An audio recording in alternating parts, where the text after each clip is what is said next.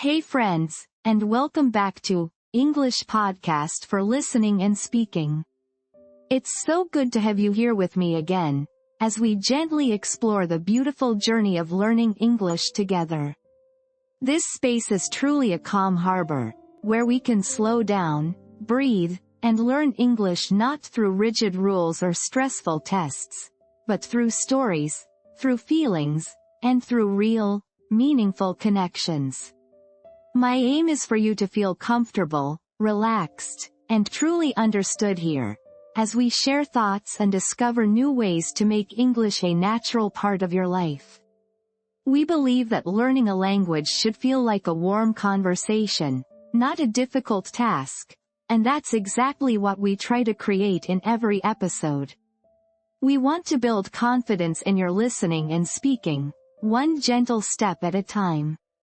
If this episode helps you, if it touches your heart, or simply makes your English learning feel a little lighter, I'd deeply appreciate it if you considered liking this episode, subscribing to our channel, or perhaps leaving a kind comment below. Sharing your thoughts, or even suggesting a topic you'd love for us to discuss, truly means the world to me and helps our little community grow. And please, make sure to stay with me until the very end of this podcast. We have some incredibly helpful insights waiting for you that I truly believe will change how you think about learning and remembering English words forever. So, settle in, take a deep breath, and let's begin this journey together. Welcome again, my dear friends, to our quiet corner of English learning. Here, we believe that understanding and speaking English should feel as natural as breathing, as comforting as a familiar story, and never like a struggle. Today, we're going to gently explore a challenge that many of us face, something that can sometimes feel disheartening when you're learning a new language: forgetting words.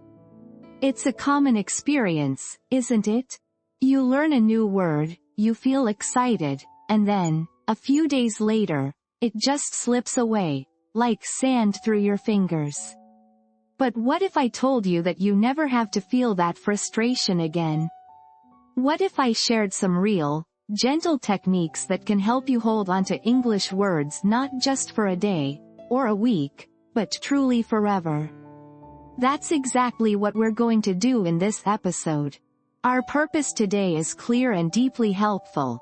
We will uncover the secrets to permanently remembering English words. This isn't about quick fixes or memorization tricks that fade. It's about understanding how your amazing brain truly learns and how we can work with it, not against it. We're going to learn these techniques in our signature slow, thoughtful way. This isn't a race, it's a mindful journey. We'll focus on making your English learning real, connecting it deeply to your life, and building your confidence with every single word. This episode is designed to empower you, to show you that remembering words can be a joyful, natural process. You'll discover that you already possess all the tools you need within yourself. So, let's begin to unlock that incredible potential together, step by step, so that you can confidently say, "I never forget English words anymore." Have you ever felt that flicker of disappointment, that whisper of, "I'm just not good at this," when an English word you thought you knew slips away from your mind? Perhaps you learned a new word yesterday, you understood its meaning perfectly, and today, when you try to recall it, it's just gone. Like a wisp of smoke, it vanishes, leaving you feeling frustrated or even a little bit inadequate. Well, I want to gently tell you, right here, right now, that it is absolutely, completely, not your fault. Forgetting words isn't a sign of laziness, or a lack of intelligence, or that you're somehow not meant to learn English. Not at all. The real reason we forget words so easily is much simpler, and once we understand it, we can work with our brains instead of against them. Think of it this way. when you meet someone new for just a fleeting second, perhaps you see them across a crowded room, or they pass by you on the street, what happens?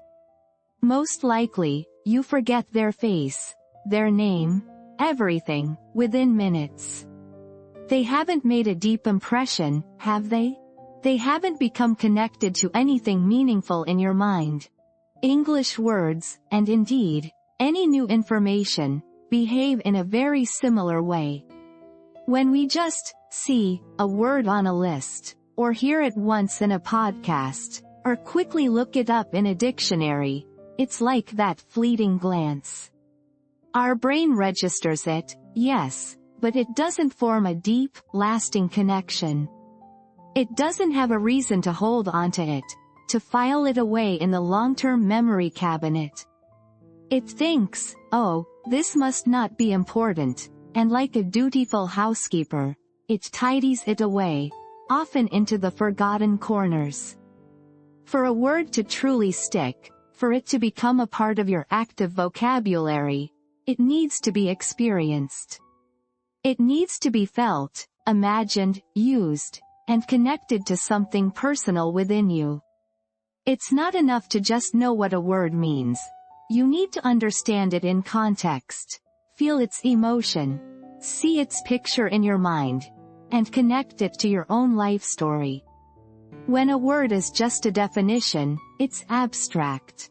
But when it becomes part of your own narrative, when it evokes a feeling or a memory, that's when your brain sits up and says, ah, this is important.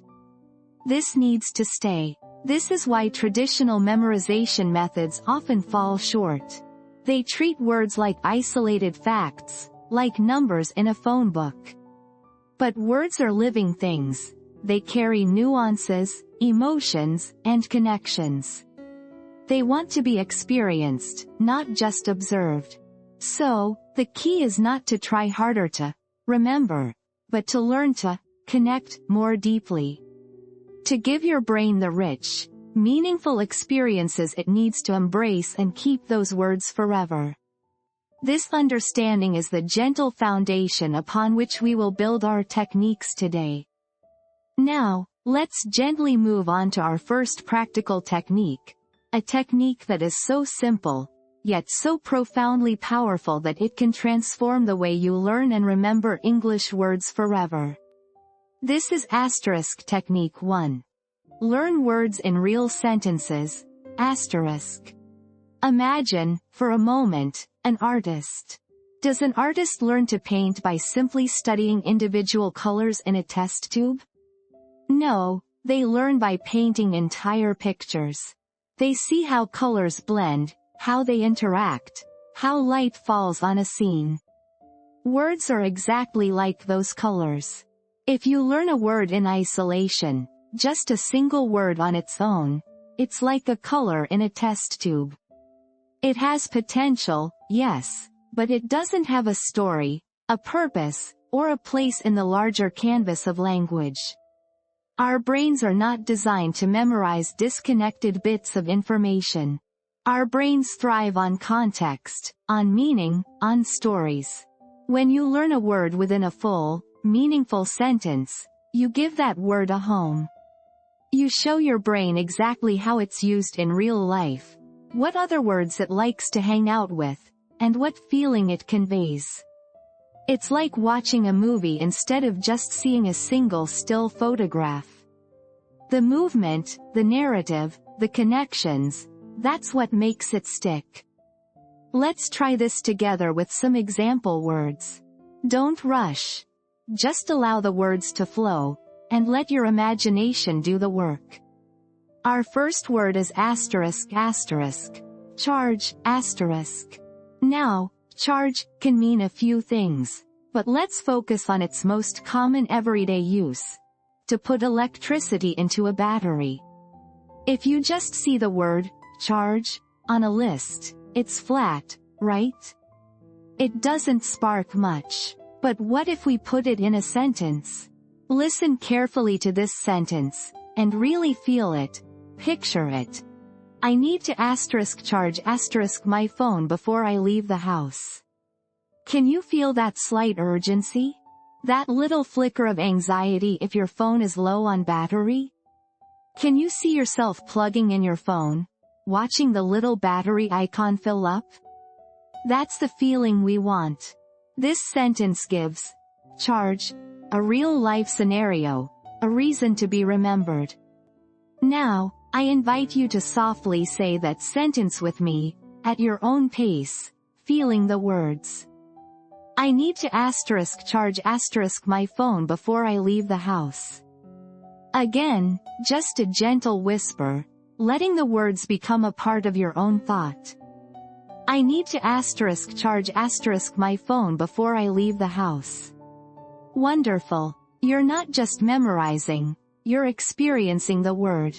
Now, think of another time you might use charge. Perhaps for a laptop, or even an electric car. Imagine saying, don't forget to charge your laptop tonight. See that image in your mind, your laptop, the charger, the quiet evening. That connection makes charge yours. Our next word is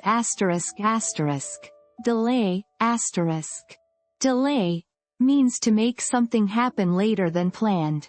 It's a word often associated with waiting, with a change in plans. If you just see delay, it's abstract. But let's give it a home. My flight was delayed by 2 hours due to the heavy snow. Can you feel that sigh of frustration? That long wait in the airport? The white snow falling outside? Picture it. Now, softly, repeat that sentence, letting the feeling of the delay settle in. My flight was delayed by 2 hours due to the heavy snow. One more time, gentle and slow. My flight was delayed by 2 hours due to the heavy snow. See how the entire sentence paints a picture. The snow, the waiting, the 2 hours. It all helps your brain understand and hold onto delayed. You might also think of a meeting. The meeting was delayed because the speaker was stuck in traffic. Feel the impatience of waiting for a meeting to start. That personal connection to the feeling of waiting truly helps. Next, let's explore the word borrow, Borrow means to take something from someone else for a period of time, intending to give it back. It's about temporary use, and often, a little bit of trust. An isolated borrow is just a word. Let's make it real. Could I borrow your umbrella? It's starting to rain. Imagine yourself standing outside, feeling the first drops of rain on your skin, looking at a friend and genuinely needing that umbrella. Feel the slight politeness in your voice as you ask. Now, say it softly, as if you were really asking someone. Could I borrow your umbrella? It's starting to rain. Once more, let the words gently leave your lips, picturing the scene. Could I borrow your umbrella? It's starting to rain. See how easy it is to remember when it's tied to a real need, a real situation. Think of other things you might borrow. A book, a pen, some sugar from a neighbor. I need to borrow a pen for this form. Feel the need, the quick solution. The word borrow instantly has a place in your everyday life. Finally, let's consider the word messy, Messy describes something untidy, disorganized, or dirty. It often evokes a feeling of slight chaos, sometimes even a bit of annoyance, or perhaps just a feeling of something being well lived in. A lone, messy word is just an adjective. Let's bring it to life in a sentence. My brother's room is always so messy. You can barely see the floor. Can you truly visualize that room? Clothes piled up, books scattered, Maybe even a forgotten snack wrapper? Feel that slight shake of the head, that familiar exasperation that comes with a truly messy space. Now, softly, say that sentence, letting the image guide your words. My brother's room is always so messy. You can barely see the floor. Again, with that vivid image in your mind, repeat. My brother's room is always so messy. You can barely see the floor. Excellent. You've connected the word, messy, not just to a definition, but to a vivid, perhaps even funny, image. You might think of other things that can be messy. After baking, the kitchen always looks a bit messy. Feel the flour on the counter, the bowls in the sink. When you connect a word to a sensory experience like this, it becomes much harder to forget. This technique, learning words in full, meaningful sentences, is your first gentle step toward never forgetting English words again. It's about giving words a purpose, a context, and a story, right from the very beginning. It transforms them from abstract symbols into living parts of your understanding. Your brain can then confidently file them away, not as isolated facts, but as connected, useful pieces of your language. Now, let's gently shift our focus to another truly powerful technique, one that taps into the very core of who we are, our feelings, and our memories. This is technique 2.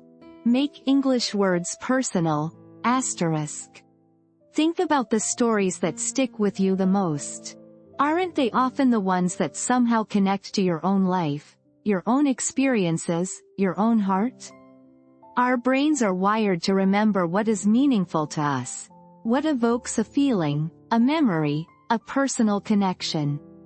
When you connect a new English word to your own stories, your own emotions, or your own lived experiences, you are essentially telling your brain, hey, this word is important to you. This word has a place in your world. It's like writing a word not just on a piece of paper, but deep into the pages of your own personal diary. This isn't about memorizing. It's about feeling the word, living the word, even if just for a moment. This emotional resonance creates a far stronger memory pathway than simply intellectual understanding. It transforms a cold, abstract word into something warm, personal, and unforgettable. Let's explore this with a few words that often carry a lot of personal weight. Don't rush. Just allow yourself to feel the connection. Our first word is nervous, Nervous describes feeling worried or anxious about something, often with physical signs like a fast heartbeat or butterflies in your stomach. When you think of nervous, what comes to mind for you? Perhaps a job interview, speaking in public, or meeting someone new. We all know that feeling, don't we? Now, let's put it into a sentence that might resonate personally. I always feel a little nervous before I speak English with native speakers. Can you feel that slight flutter in your chest, that familiar apprehension? Can you picture yourself in that moment, perhaps taking a deep breath? That personal, felt experience is what will make nervous stick. Now, very gently, at your own pace, let's say that sentence together, allowing yourself to connect to the feeling. I always feel a little nervous before I speak English with native speakers. Once more, softly, letting the word resonate with your own experience. I always feel a little nervous before I speak English with native speakers. Excellent. You're not just saying a word, you're acknowledging a part of yourself through that word. Perhaps you can think of another situation where you feel nervous. Maybe, I get nervous when I have to drive in heavy traffic. Picture that traffic, feel the tension. When you tie the word to a genuine, personal feeling, it becomes part of your emotional vocabulary.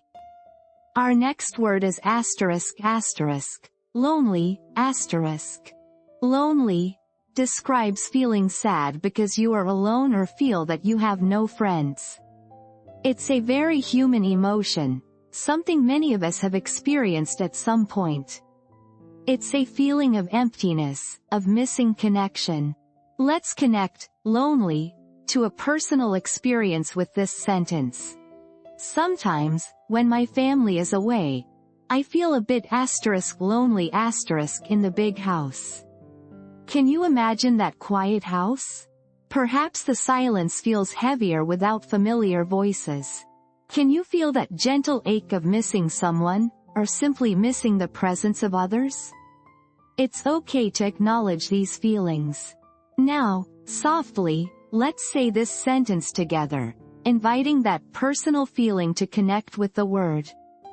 Sometimes, when my family is away, I feel a bit lonely in the big house. One more time, very gently, letting the feeling guide the words. Sometimes, when my family is away, I feel a bit lonely in the big house. Wonderful. By connecting lonely to a quiet house, or a time you genuinely felt that way, you are giving the word a depth that a simple definition could never provide. You might also think, I felt a little lonely when I first moved to a new city. Recall that initial sense of unfamiliarity, the desire for connection. When a word becomes a vessel for your own emotions, it moves from being just a sound to being a significant part of your inner world. This technique, making words personal, is incredibly powerful because it activates your emotional memory, which is one of the strongest forms of memory we possess. When you tie a word to your own life, your own heart, your own story, you are giving it an anchor, making it far more resistant to being forgotten. It transforms abstract vocabulary into lived experience. Now, let's move to a truly captivating technique, one that taps into the incredible power of your own imagination, a superpower we all possess. This is technique 3. Visualize your vocabulary. Our brains are not just data processors, they are storytellers and image creators. Think about it. When you remember a dream, it's often in pictures, right? When you recall a cherished moment, you don't just remember words. You see the scene. You feel the atmosphere. You might even hear sounds or smell something. Your brain absolutely loves visuals.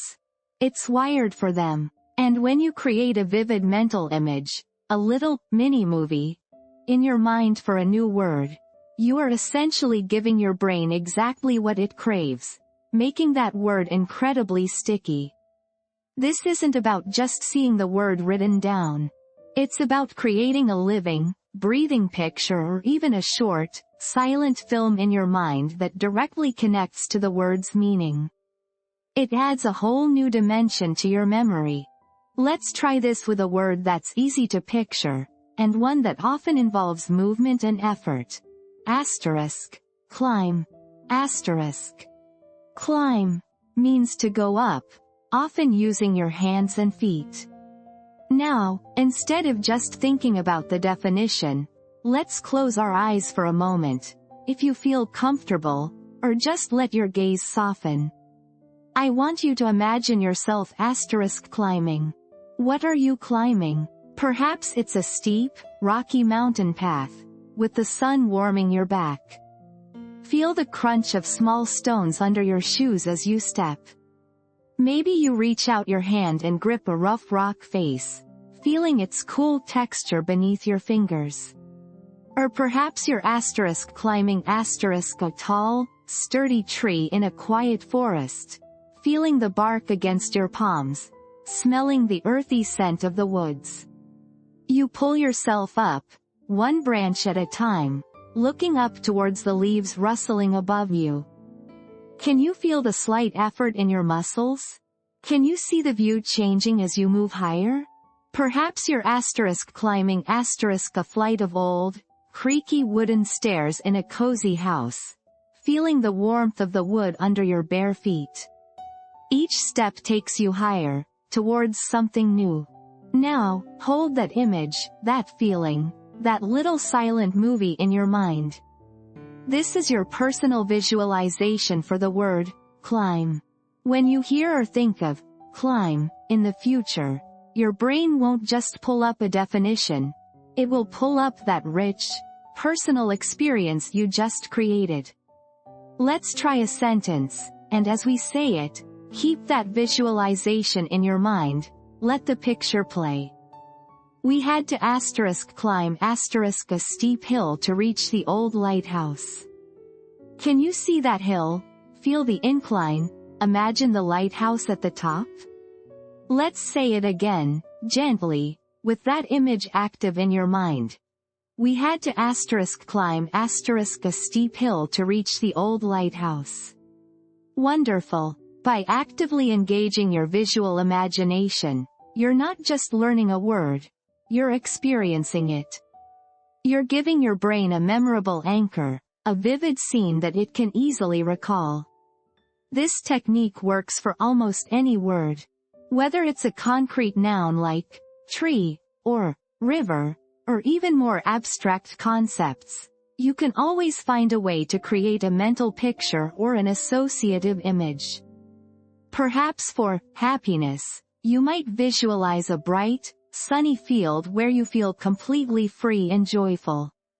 Or for whisper, you might imagine a gentle, soft breath of air moving through quiet leaves. The more personal and vivid your mental images are, the stronger the connection will be, and the harder it will be for your brain to forget. It's like turning every new word into a tiny, unforgettable snapshot in your mind's album. Now, let's explore our fourth and final core technique, one that helps your brain build beautiful, interconnected webs of knowledge, making words incredibly hard to lose. This is technique 4. Group words by topic or story. Think about how your brain naturally organizes information. It loves patterns, connections, and stories. If you just learn random words, one after another, say, banana, then, bicycle, then, sad, your brain has to create a new, separate filing cabinet for each one. It's like trying to build a puzzle with pieces from completely different boxes. It doesn't quite fit together, does it? But when you learn words that are related, that belong to the same theme or tell a part of the same story, your brain can connect them. It creates a network, like a beautiful constellation where each star helps you find the next.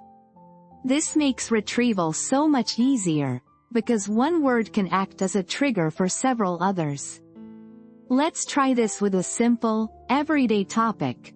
Weather, Weather is something we all experience, something we talk about, and it's filled with connected words. Imagine you want to learn words related to the sky and how it feels outside. Let's take 3 words. Cloudy, breeze, and storm. First, let's think about cloudy, What does cloudy mean? It means the sky is covered with clouds, so the sun might not be shining brightly. It can feel a little gray, perhaps soft. Now, let's say it gently. Cloudy, Next, let's consider breeze, What is a breeze? It's a gentle, light wind. It's not strong enough to blow things over, but just enough to feel fresh and cool on your skin. Perhaps it rustles the leaves on the trees. Feel that light touch of air as you say, breeze, asterisk. And finally, asterisk asterisk, storm, asterisk. A storm is very different. It's strong, often with heavy rain, thunder, and lightning, or even strong winds. It can be a bit scary, powerful, and dramatic. Say the word, imagining its intensity. Storm, asterisk. Now, let's connect these words in a little story, or simply imagine a progression of weather. Imagine waking up, and the sky is asterisk cloudy. Not sad, just soft and gray. You step outside, and you feel a gentle asterisk breeze asterisk on your face, carrying the scent of morning dew. Later in the day, the clouds grow darker, the wind picks up, and suddenly, a powerful asterisk storm asterisk rolls in, bringing heavy rain. Do you see how those words naturally flow from one to the other within the topic of weather? They don't feel random, they tell a little story. Let's try putting them into sentences, one after another, keeping that mental picture of the changing weather. Repeat after me, slowly and gently. The morning sky was asterisk cloudy. A gentle asterisk breeze asterisk rustled through the trees. Later, a strong asterisk storm asterisk swept across the valley. Feel how they link together. When you think of one weather word, it helps you recall others that belong in the same weather story. This technique can be applied to almost any topic you can imagine. Think about words related to travel, or food, or emotions. Instead of learning individual words from different categories, try to gather words that naturally belong together. This creates a stronger, more organized memory network in your brain, making it much easier to find and use the words when you need them. It's like building a coherent library where all the books on a certain subject are placed together, ready for you to explore. We've reached a truly special point in our journey together today. You've learned and practiced some profound techniques to make English words stick in your mind, not just for a moment, but for a lifetime. We've explored how to learn words not in isolation, but beautifully woven into full, meaningful sentences. We discovered the magic of making words truly personal, connecting them to your own stories and deepest feelings. You've unlocked the power of your imagination, seeing words come alive through vivid visualizations. And we've just seen how grouping words by topic or theme creates a strong, interconnected web in your memory. Each of these techniques, when practiced with intention and a gentle heart, transforms how your brain handles new information. It shifts from mere memorization to true, deep understanding and connection. But here is a very important truth, a golden rule in language learning. Perhaps the most important one. Use it or lose it. Asterisk. Your amazing brain is incredibly efficient. If you learn a new word and then don't use it within, say, 24 hours, your brain quietly thinks, this word isn't important. We can let it go. And it will. It's not being unkind, it's just trying to save space for what you truly need. So, for these words to become a permanent part of your vocabulary, you must engage with them. You must speak them, write them, even text them to yourself. Make them active. This doesn't mean you need to force a conversation or find someone to talk to every single time. It can be as simple as a quiet, personal daily challenge. Here's what I gently encourage you to try every day. Choose just one new word. Just one. Then, using all the techniques we've discussed, making it personal, visualizing it, maybe even finding other words related to its topic. Create 3 unique sentences with that word. Say these sentences aloud to yourself. Whisper them. Feel them. Do this once in the morning, and once again in the evening. This repetition, this gentle, consistent use, tells your brain, this word matters. Keep it close. Imagine the quiet power of this consistent practice. Each day, one new word truly embedded. Over time, these words will build into a rich, vibrant tapestry of language, all naturally connected within your mind. Please, never believe that forgetting is a sign of failure or lack of talent. It simply means you haven't yet formed that deep, meaningful connection with the word.